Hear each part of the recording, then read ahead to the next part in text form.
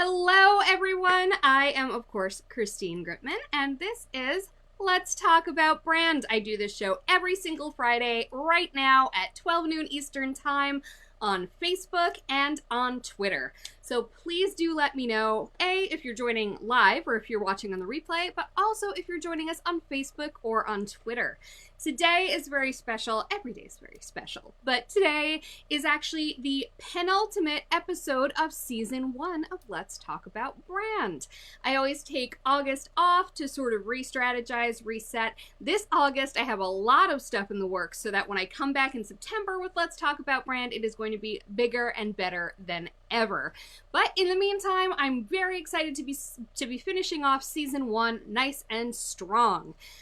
This week we are talking about branding with content. I have a companion Twitter chat every single Tuesday at 12 noon Eastern where we talk about the week's topic, and it was branding with content. We got some great insights there from our Chat About Brand Twitter friends, and today we're going to be talking to the expert, Leslie Samuel. He is a content creator, a content strategist. Content helped him build his whole personal brand, and it has led him to some very interesting places, which we'll talk about. But we're going to be talking to Leslie about how you can use content to communicate and strengthen your personal brand. So without any further ado, let's bring on Leslie. Hey, Leslie. What? Yay! I didn't expect the applause. This is so sudden. Hello. For my guest stars, you pointed I out love it. a guest. You're a guest star. I only have stars on this show. I love it. I love it. Thank you so much for having me on here. I'm excited about what we're going to be talking about. Yay. All right. So, oh, geez, I'm doing a CAPTCHA thing. Anyway, I would love to, if you could tell the good folks at home just a little bit about you've had quite a journey. You have had a non-typical journey as a content creator. So if you could give them kind of a quick TLDR about, how you started creating content and what you're doing with it now. Absolutely. So at the time, this was in 2008, I was a high school science and math teacher that stumbled onto the world of online business. People were saying you could make money online, and I was excited. And I started with this concept called freebie websites. These websites where you can complete offers, refer your friends, and get like a free TV or a free iPod or something of that sort. The TV that I have in my gym right now is still one from back in 2008 when I did that. But that was my first journey, somewhat successful journey on making money online. And while I was doing that, I was using these forums and posting in forums to get people interested in what I was doing. And I realized that in order for me to continue getting people to work with me, I had to actively be in the forums on a daily basis. And I didn't like that. Eventually, I heard about this concept of blogging, that you could create content on your own blog. And if you do it the right way, eventually what would happen is Google would start sending you traffic. And that was a fascinating concept for me. So I started the blog teaching people about freebies. Eventually, I got more interested in the blogging aspect of it. So I started teaching people about how I was using blogging to build my business. And then what happened was, as I'm teaching people about blogging, I started hearing people say, well, you could only make money blogging about making money online. So I said, well, what if I were to try it in a completely unrelated niche? So I started a biology blog, and I started that blog because I wanted to be a professor at that time. I didn't have a PhD, so I figured I'll be a professor on the internet. And I started creating videos, posting that online, and that just took off and opened up all kinds of opportunities. Through that, I landed a job as a professor. And then 3 years later, I left that job to just do online content and building my business that way. And that's what I've been doing since, just growing my online business, offering coaching and doing events and different things like that. And that's like the TLDR version of my story. I love it. So you mentioned at the beginning that you started with forums. So Yes. that was kind of, a more outbound thing. You had to seek out those communities as opposed to building one around yourself. What type of forums were they back then, and what type of year are we talking about? Because people don't remember how fast social media has grown. This was when I started with it. It was January 18, 2008. And I remember the day because that was the day, that was like literally the first day I ever got paid online. And I had $70 in my PayPal account. So this was 2008.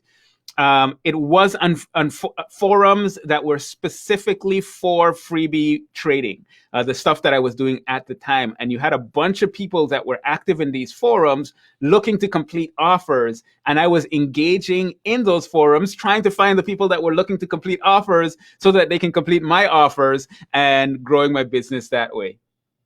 I love it. So as you said, you started blogging and Google was sending traffic your way.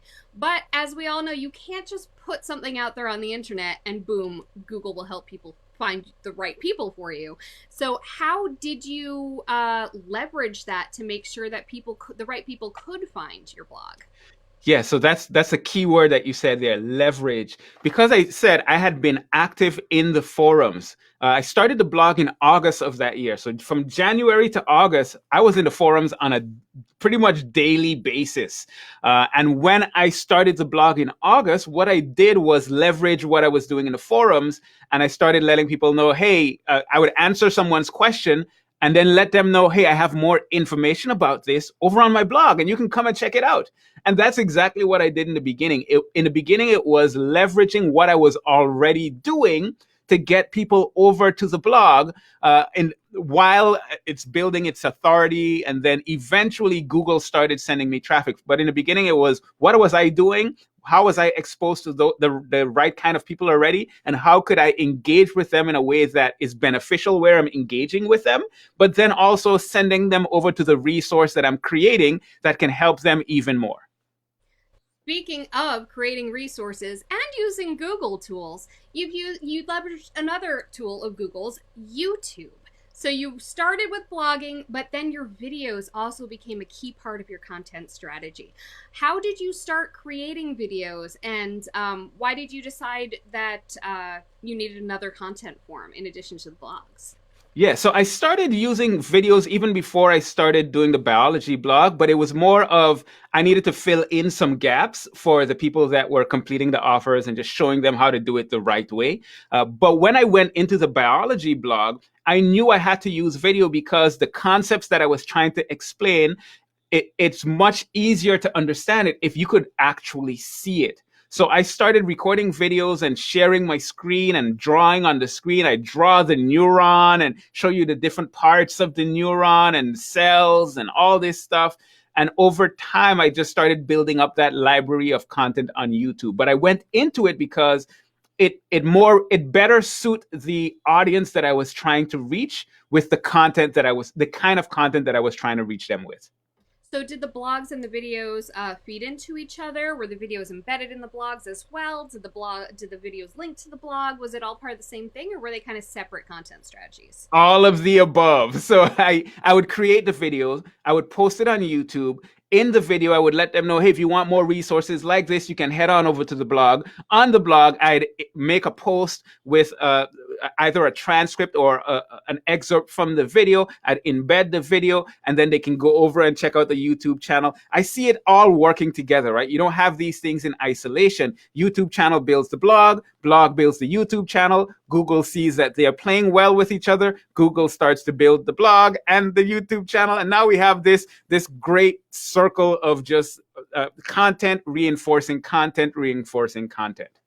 So to that end, the blog and the video weren't all you did. You also have a social media presence. I'm not sure if you also Absolutely. do email marketing. So let's talk about Absolutely. how you've tied all of that together to grow each other.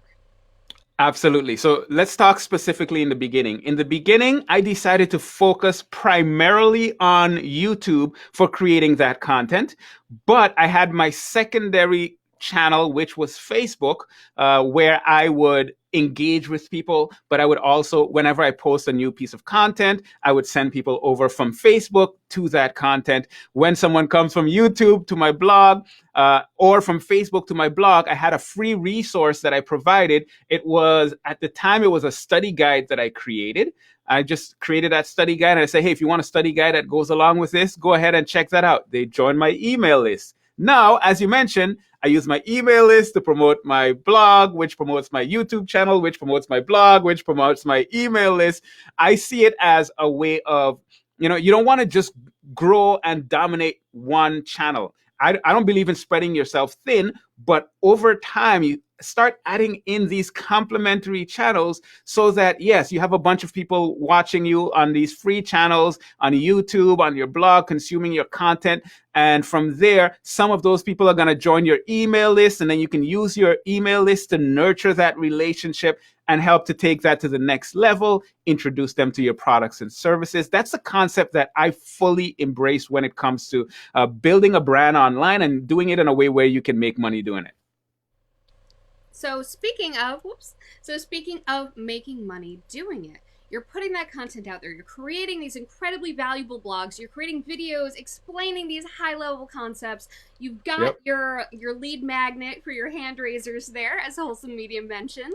So how did you convert that into money? Because that's the part of content marketing that so many people struggle with. They say, I'm putting all this effort in, give, jab, jab, jab, right hook, as Gary Vee would say. How do you get that right hook? How do you get the money from that content that you're putting so much effort into? Yeah, so quick story. When I first decided, okay, it was time for me to start monetizing the blog, I felt really uncomfortable about it because I have this free resource that's helping people all over the world. Next thing you know, like hundreds of thousands of people are consuming the content.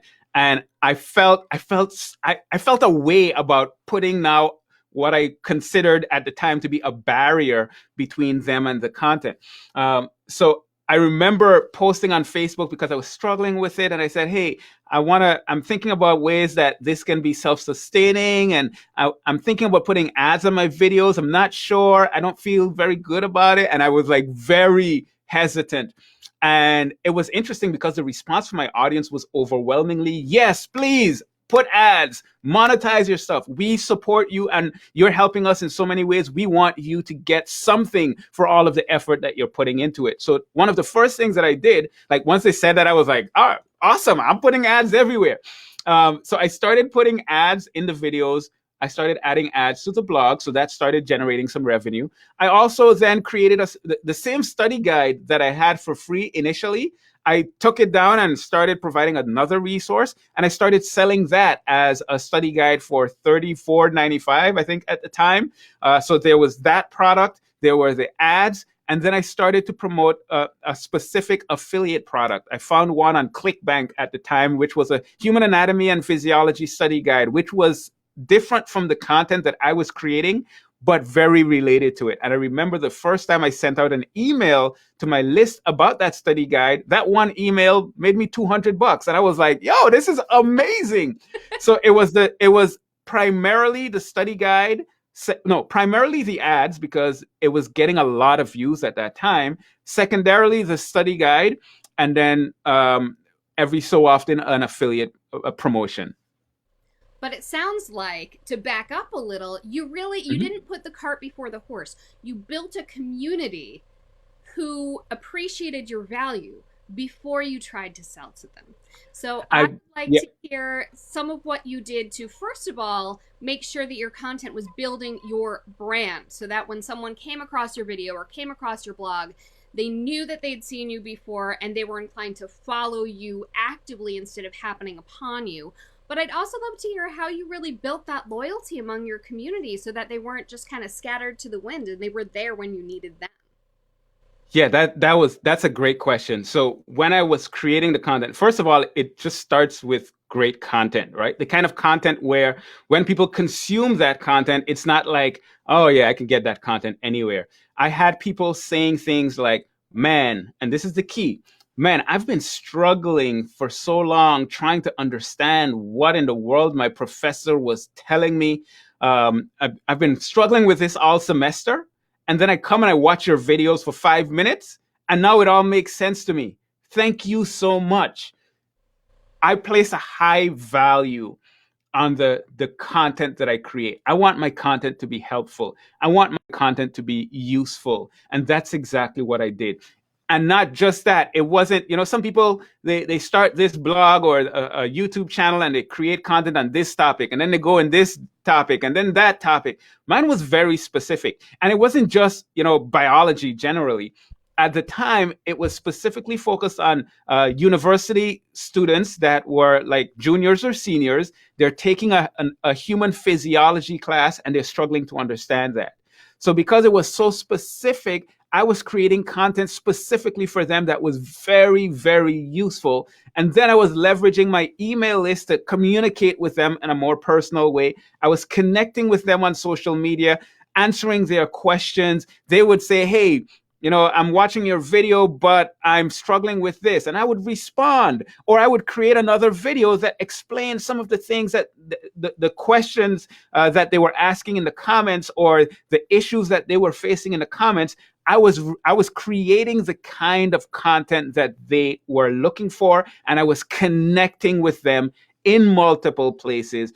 And as a result of that, they really grew loyal to the brand. I remember one time, someone sent me a link to a Facebook group. This was back maybe in 2010, a Facebook group that was created, and the name of the group was the Leslie Samuel Interactive Biology Appreciation Society. And there were hundreds of people. Club. Yeah, exactly. Yeah. Star. But when I saw that, I thought to myself, man, this is really impactful. I'm not just, creating content and putting it out there to make a buck. I'm creating content and it's actually impacting lives. And that for me was so substantial, and the community responded in kind. I love that. So you, of course, are not the only person who was, writing about biology at this time. What are some key elements of the content that you were putting out there that made it different and that made it specifically you? Yeah, that's a great question. When I first thought about doing the biology blog, one of the first things that I did was I just started researching other biology blogs to see what's out there, especially at the level that I was teaching, because I'm teaching like neuroscience and anatomy and physiology. So it's higher level concepts. And all of the content that I found out there, quite frankly, even as someone that is excited about biology, it was just boring. Like these long research articles, complex language, and it just was not appealing. So I said, I'm going to do the exact opposite. I'm going to take these complicated concepts and I'm going to break them down in extremely simple ways. And I'm not going to try to cover a whole lot in a video. I'm just going to cover one specific aspect of this topic. So whereas you would see a video on YouTube with someone explaining you all kinds of stuff about the neuron, for me, what you'll see is a bunch of little videos with me explaining, hey, this part of the neuron does this. And that's pretty much it, giving you all the details about just that one little topic. And then I break that down even further to a smaller piece of that topic in the next video. So it made it much more approachable. It's like bite-sized chunks. That's what I was going for, because everyone else was, they were just too smart for me. They were doing too many things that was like making it more complicated than it needed to be. You made it snackable. You made it digestible. Exactly. And that's also very smart from a being able to create more content perspective, because instead of kind of dumping all that work on one piece of highly rich content, you kind of broke it down so that, one concept could be a dozen different videos or blogs. Exactly. And what that did, and this was part of my secret sauce to growing on YouTube and with the blog and everything. Once they finished watching that video, I made it clear that in the next video, we go to the next section. And what would happen is someone would start on one video, go to the next, go to the next, go to the next, go to the next thing you know, from watching these 5-minute videos, they've been on there for 2 hours. When YouTube sees that, the algorithm is like, man, we got to keep sending people to this stuff, because when they get to one of Leslie's videos, they end up spending a whole bunch of time on the the platform, it ends up making us a whole bunch of money. We like that. So we're going to start ranking it even higher. And that right there is something that a lot of content creators miss. They want to, and there's nothing wrong with creating like, those epic posts and pillar content. But for me, what I found worked very well, especially on YouTube, is creating these bite-sized chunks and linking the one to the next, to the next, to the next. Now, you did a very smart thing here because you are an educator. You educated in Absolutely. traditional educational institutions in real life. So, Yep. one would imagine that the first place you would go would be to create an online course. But you didn't do that right away. Instead, you Nope. decided to put this content out there on the internet for free, build your brand, build your community. Why did you make that decision instead of leaping right to the online coursework? Because it made sense to me. I wanted to build a platform where a lot of people would find it useful and they would be actively seeking out more of that content. That's part of it. I really just wanted it to grow and have an impact on as many people as possible. And because I understood YouTube and how YouTube worked, I understood that if I created my content in that way, there would be all kinds of benefits that came from that later down the line. And a bunch of benefits have come as a result of the exposure and so on that has come from me creating that free content on the internet. What a lot of people do, and there's nothing wrong with this model, it's just a different model. What a lot of people do is they create that course and then they drive ads to that course and so on. And that works. And that's great if it works for you. But because of what my mission was really to just help as many people as possible understand these concepts. Because I remember when I was in those classes and I looked around and saw that there were so many people that were struggling to understand this. And it wasn't because they weren't smart. It was because there was just that one little thing that was missing. And as a result of that, they didn't feel good about themselves. I wanted to help those people. I want them to see that, listen, I don't care who you are, I don't care what background you're from, you can understand this. You are smarter than you think.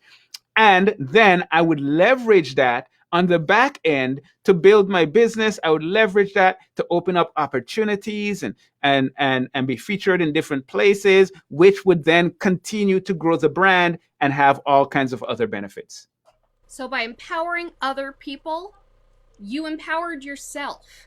Pretty And all much. the choices that a personal brand opens up. Oh, I love that. I could dig into that forever, but we do have a few questions from my Tuesday Chat About Brand participants. And also, if any live viewers want to ask any questions, now's the time. Go for it. So first up, Wholesome Media, who is my lovely community managers. They're here right now. What is the biggest stumbling block in terms of potential? What is that usually holds people up from reaching their potential, specifically when it comes to things like this, like building their brand, content marketing? What gets in people's way? Yeah, I think that's a great question. I think people get in their own way. They get into this thing where they're over analyzing everything. They want to make sure that it's perfect. They want to make sure to not make mistakes. They're afraid to look stupid. They're afraid that they put stuff out there. And I was having a conversation with a client just the last week, and they were talking about, man, but what if I make a mistake in the content that I put out there?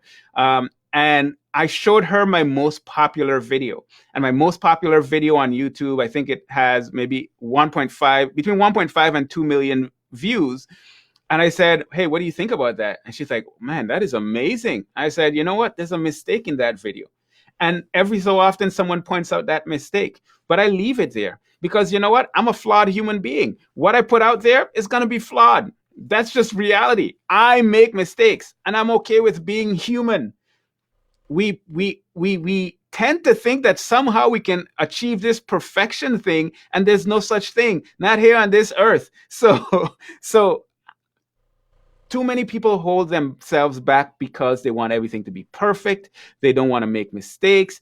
And I say, listen, just put it out there. Create content, put it out there. You'd be surprised at what, even in your mistaken condition, uh, even in that, you're able to have an impact. And not just that, you're still able to to build a business. If you put everything out there and everything is perfect, nobody can identify with you. Like you don't represent them because they know that they're not perfect. I put myself out there, flaws and all, and I just wait to see what happens, and amazing things has happened as a result. That is so huge. And that's why I love online video. I mean, anyone Absolutely. who watched last week knows that the tech was not perfect, but if they hung with it, they still got incredible information from my guest, Vivica von Exactly. Rosen. It's all a matter of just keeping going and remembering why you're doing it, which is to get the message out there, to get the value out there, and to help people out. One more Absolutely. question from the chat. Dave wants to know what advice you have for someone looking to overcome the hurdle of putting themselves out there more on video, for example. I feel like you already kind of answered that with the perfectionism, but if you could actually expound upon that specifically regarding video, Yes, because that's a big stumbling block for a lot of people. that is a big stumbling block, and I have the solution. The solution to that is record the next video. Record the next video, put it out there. And then when that one is done, record the next video, put it out there, and record the next video and put it out there. My first videos were pathetic. No, let me not say pathetic. I would look at them. I would look at them today and say that they're pathetic. But right back then, it was me trying my best. And you know what? That 5 minute video back then maybe took 10 hours for me to get it from beginning to end. And I remember I learned from this guy, an Australian guy, who had a very specific way of teaching. He'd say, in this video, we're going to talk about blah, blah, blah, blah, blah. And I looked at what he was doing and I did the exact same thing. I used to say that I sounded like the Caribbean version of him. It did not sound like me whatsoever. But I put it out there, and then I put it out there, and I listened to the video, and I said, you know what? I don't like how I sound when I did this. So I kind of tweaked it on the next video. I didn't worry about taking it down because I didn't like it. If I didn't like it, I did the next one better. And then I did the next one better. And over time, you improve. And over time, what ends up happening, and this sounds strange, what ends up happening is you just start being yourself. It's like you have to practice to be yourself. And the more you're able to create these videos, just put them out there, the better you get at being yourself on camera. It is not natural for me to be looking into this device and talking to it. That is not a natural state, at least for me. But the more I've done it, the more natural it has become. So if you struggle with it, awesome. Just record the next one and then the next and then the next and continue to tweak. Don't worry about the mistakes. Just keep doing it. Amen. Absolutely. Tim points out that repetition helps you to learn. We got a couple of good Absolutely. comments from Wholesome. Practice makes perfect. Bury your videos with new ones until something works, because the newest thing pops to the top. Don't take your old ones down. Just, have bigger, shiny things in the way. Exactly. All right, Leslie, thank you so much. This has been fantastic to have you on the show. Let people know where they can and should find you. Yeah, absolutely. If you want to find me online, I am lesliesamuel.com. Literally, I am lesliesamuel.com. That's where I do all the things. You'll find my podcast, you'll find my blog posts, you'll find everything that I do on that platform. If this kind of concept is interesting to you and you want to go deeper in it, I am doing a virtual event. I call it a virtual experience from August 15th through 17th, and that's called Monetize Your Message. And if you go to monetize2021.com, you can find out all the details about that. So that's monetize, monetize 2021.com, and you'll find all the details there. It will be absolutely amazing.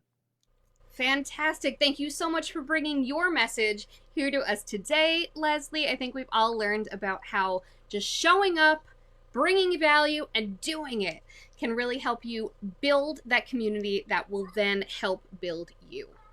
So thank you so much for being here.